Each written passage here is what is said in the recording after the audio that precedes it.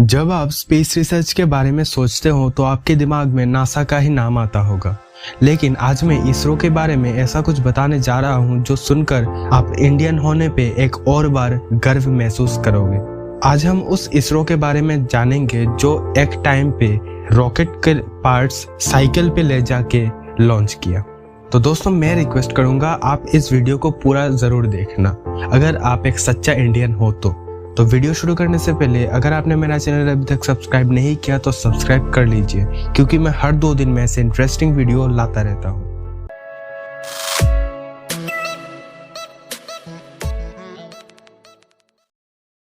Nineteen 1960 से पहले Indian scientist हर field में तरक्की कर रहे थे, लेकिन वो स्पेस को और अच्छे से जानना चाहते थे।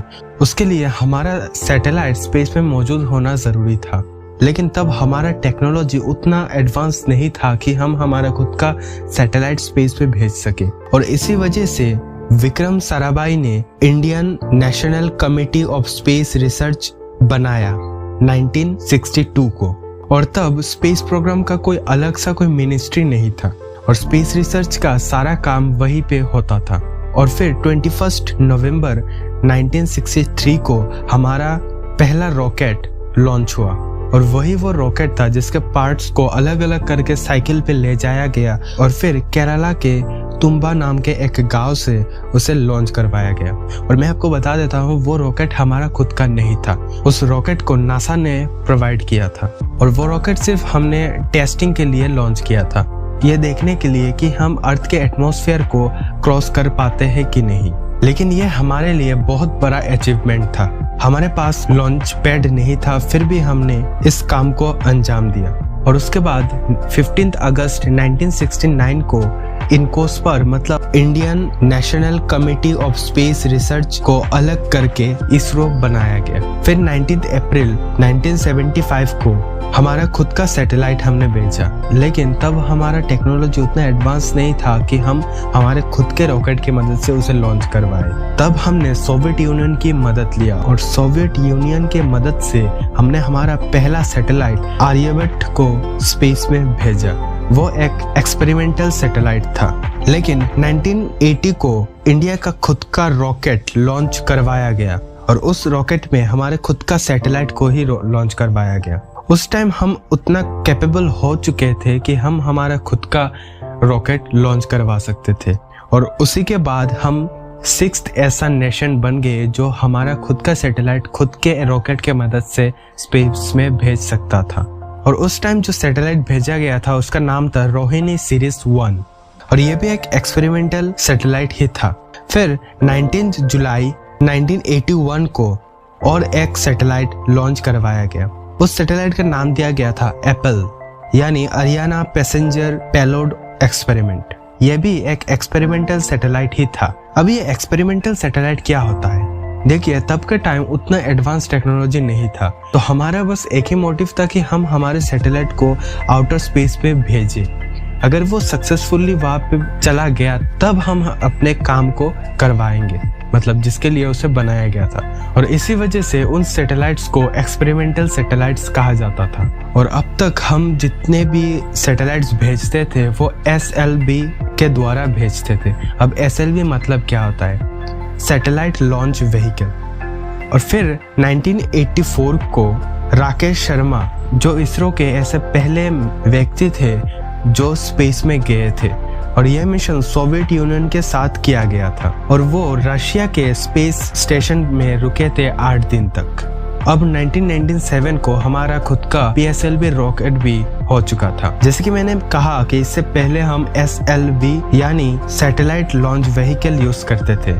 अब PSLV का मतलब क्या होता है? PSLV यानी पोलर सैटेलाइट लॉन्च व्हीकल। ये पोलर सैटेलाइट लॉन्च व्हीकल जो होता है वो SLV से ज्यादा मास को लेकर लॉन्च कर सकता था। और ऐसे ही और भी रॉकेट्स हैं, जैसे कि ASLV और GSLV। अब 1999 को PSLV के मदद से हमने पहली बार 3 सैटेलाइट एक साथ लॉन्च किया था। उनमें से एक था इंडियन सैटेलाइट, एक था कोरियन और एक था जर्मन। फिर 2001 को GSLV को पहली बार लॉन्च करवाया गया। GSLV PSLV से भी ज्यादा एडवांस रॉकेट है जो PSLV से भी भारी सैटेलाइट्स को लेकर लॉन्च कर सकता था। अब 2008 को अब तक का सबसे बड़ा मिशन करवाया गया, चंद्रयान मिशन। इस मिशन में चंद्रयान 1 नाम के सैटेलाइट को चांद पर भेजा गया और साइंटिस्ट के हिसाब से वो 2 साल काम कर सकता था, लेकिन उसे भेजने के 10 महीने बाद ही हमारा उससे कांटेक्ट टूट गया। लेकिन चंद्रयान ने तब तक सबसे बड़ा काम कर लिया था। चंद्रयान के वजह से इसरो एक ऐसा स्पेस ऑर्गेनाइजेशन बन गया जिसने पहली बार चांद पर वाटर को ढूंढा था। और उसके बाद 2013 को इसरो ने मार्स मिशन किया और इस बार भी इसरो ने अपना नाम इतिहास में रच दिया था, क्योंकि इसरो ने पहले ही कोशिश में मार्स पर अपना सैटेलाइट भेज दिया था। इससे पहले जितने भी ऑर्गेनाइजेशन ने अपने सैटेलाइट्स को भेजने की कोशिश किया, उन्होंने पहले अटेम्प्ट में नहीं कर पाया। लेकिन इसरो एक ऐसा पहला ऑर्गेनाइजेशन बन गया जिसने पहले ही कोशिश में मार्स पे अपना सैटेलाइट भेज दिया था।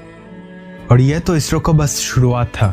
2016 को इंडिया ने GPS नेविगेशन सैटेलाइट छोड़ा अपना खुद का।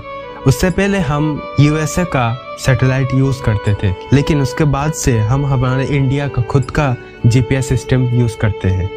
अब 2017 को PSLV C-37 के मदद से 104 सैटेलाइट्स को एक साथ छोड़कर एक और रिकॉर्ड अपने नाम कर लिया था। इससे पहले इसका रिकॉर्ड रशिया के पास था। फिर 2019 को एक बार फिर से चंद्रयान मिशन करवाया गया। इसमें चंद्रयान 2 GSLV Mark 3 के मदद से भेजा गया और वो आज भी काम कर रहा है। और दोस्तों, सबसे मजेदार बात यह है कि इसरो एक ऐसा ऑर्गेनाइजेशन है जो सबसे कम बजट में अपना मिशन को अंजाम देता है। और हम जिस नासा की बात करते हैं जो नंबर 1 पर है, उसका बजट हमसे कई गुना ज्यादा है। वो एक साल में जितना अपने मिशंस पर लगाता है, उससे आधे से भी कम में हम हमारा मिशन कंप्लीट कर लेते हैं। और इससे भी मजेदार बात तो यह है कि नासा में 36% इंडियन साइंटिस्ट काम करते हैं। और दोस्तों, इसरो को बहुत मुश्किलें आया। एक ऐसा टाइम था जब साइकिल से हम रॉकेट के पार्ट्स को ले जाते थे और आज हम इस मुकाम पे हैं, और वो भी हमारे खुद के दम पर। दोस्तों, अगर आपको इसरो का ये कहानी अच्छा लगा तो एक बार कमेंट में जय हिंद लिख देना।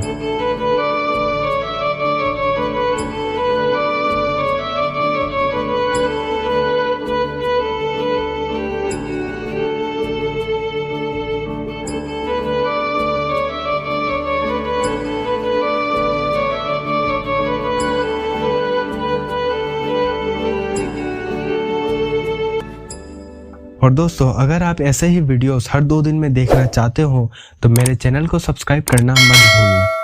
तो चलिए दोस्तों, मिलते हैं 2 दिन बाद फिर से।